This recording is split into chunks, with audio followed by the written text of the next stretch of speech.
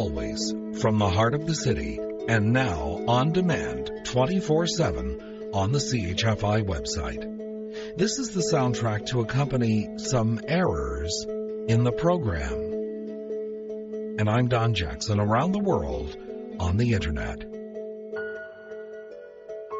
As it said in an article in the Reader's Digest some years back about Dr. Lewis Thomas, he is, and I quote, a wise and witty biologist who takes to heart Montaigne's humble maxim, if it did not seem crazy to talk to oneself, there is not a day when I would not be heard growling at myself.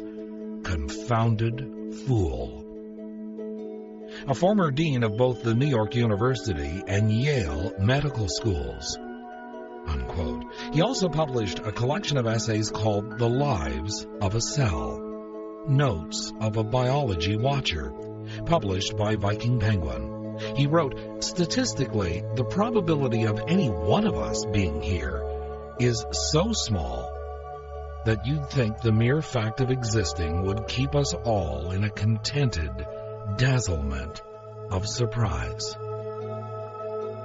Unquote. Some of his thoughts this hour for Lovers and Other Strangers from iTunes and CHFI.com.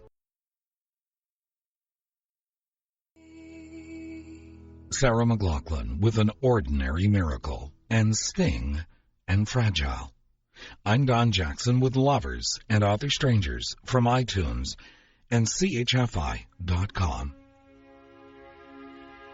I'd like to feature a few excerpts from a book that was out some years back called The Medusa and the Snail by Lewis Thomas, M.D., published by Viking.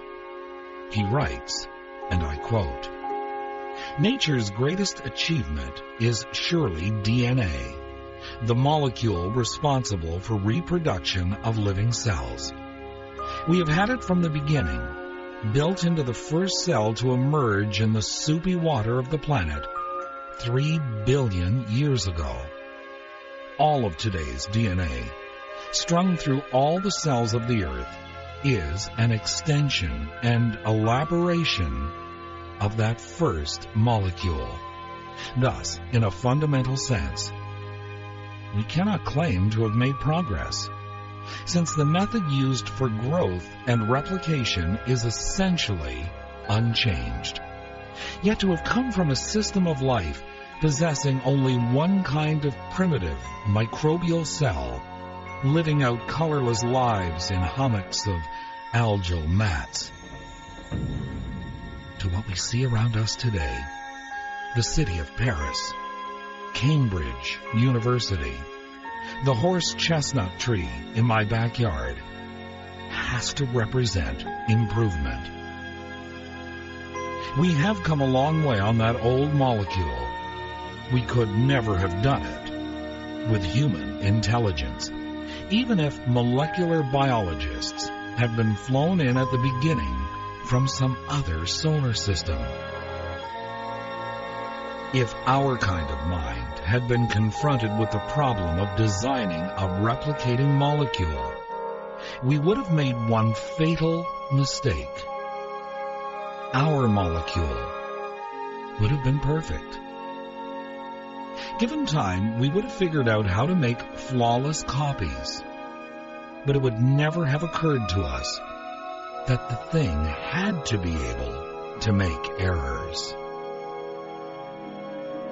Unquote. More shortly, with Lovers and Other Strangers from iTunes and CHFI.com. Train with Drops of Jupiter and Celine Dion with The Color of My Love. Lovers and Other Strangers. I'm Don Jackson from iTunes and CHFI.com. Lewis Thomas, M.D., writing in The Medusa and the Snail, published by Viking, said, the capacity to blunder slightly is the real marvel of DNA. Without this special attribute, we would still be bacteria. Viewed one by one, Each of the mutations that have brought us along represents a spontaneous accident. But it is no accident that mutations occur. The molecule of DNA was ordained to make mistakes. Unquote. More shortly, with Lovers and Other Strangers, from iTunes and CHFI.com.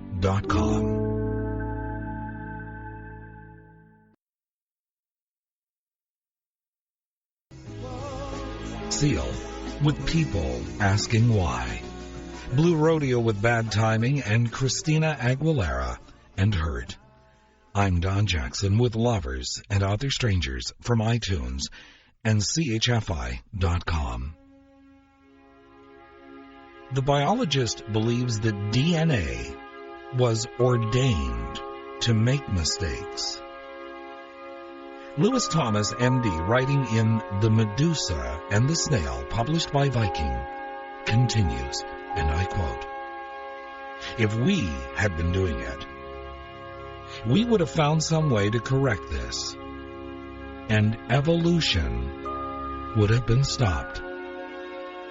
Imagine the consternation of human scientists successfully engaged in the letter-perfect replication of non-nucleated bacteria-like cells when cells with nuclei suddenly turned up.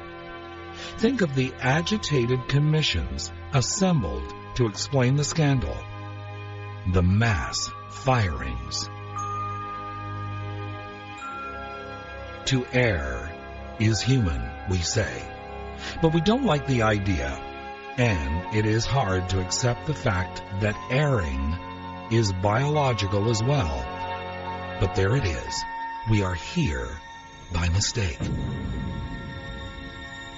Somewhere along the line, new chemicals were let into the cell.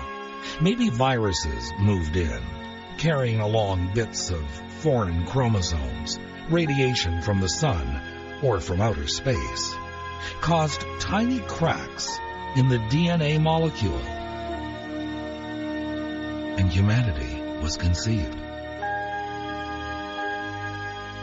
Biology needs a better word than error for the driving force in evolution. Or maybe error will do after all, when you remember that it came from an old root meaning to wander about, perhaps looking for something. Unquote. Lovers and Other Strangers from iTunes and CHFI.com. Rob Thomas, ever the same.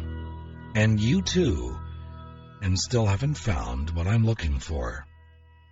I'm Don Jackson with Lovers and Other Strangers from iTunes and CHFI.com. Lewis Thomas, M.D., writing in The Medusa and the Snail, published by Viking, continues. And again I quote,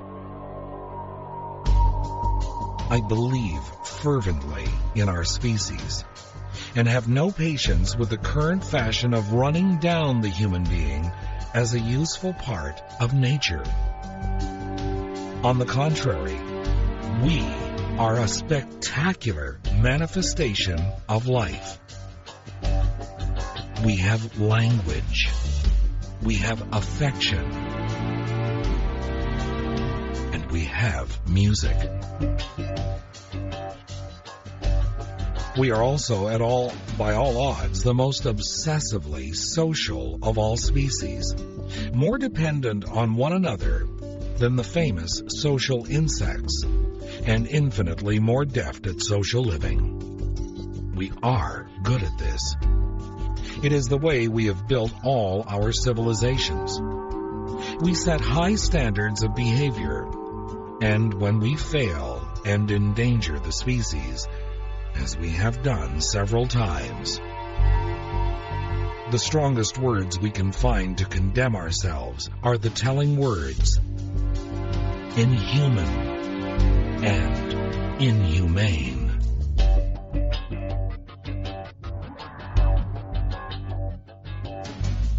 Lovers and Other Strangers from iTunes and CHFI.com.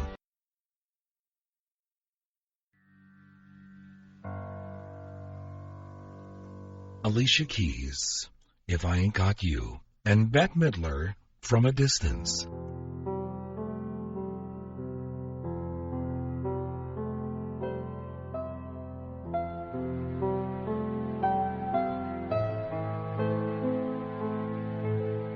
I'm Don Jackson with Lovers and Other Strangers from iTunes and CHFI.com. Lewis Thomas, M.D., writing in The Medusa and the Snail, published by Viking, concludes, and again I quote, "There is nothing absurd about the human condition. We matter. It seems to me a good guess that we may be engaged in the formation of something like a mind for the life of this planet. If this is so, we are still primitive, still fumbling with the language and thinking, but infinitely capacitated for the future. Looked at this way, it is remarkable that we've come as far as we have so soon, really in no time at all, as geologists measure time. We are the newest and brightest thing around."